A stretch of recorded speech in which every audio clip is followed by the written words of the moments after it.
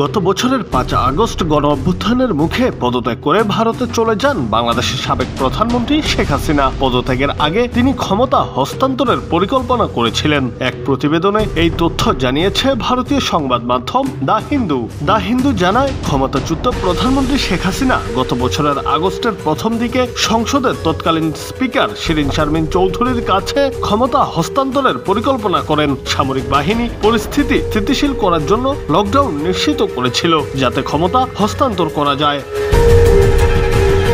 এই পত্রিকার সঙ্গে একান্ত সাক্ষাৎকারে পতিত আওয়ামী লীগের শিক্ষামন্ত্রী নওফেল বলেন, আমরা সে সময় গণভবনে ছিলাম এবং ক্রমাগত পরিকল্পনা করছিলাম কিভাবে বিক্ষোভের সমাধান করা যায়। আমাদের মধ্যে কেউ কেউ মনে করেছিলেন প্রধানমন্ত্রীর আকস্মিক পদত্যাগে আইনশৃঙ্খলা পরিস্থিতি ভেঙে পড়বে, সে কারণেই লকডাউনের পরিকল্পনা করা হয়েছিল।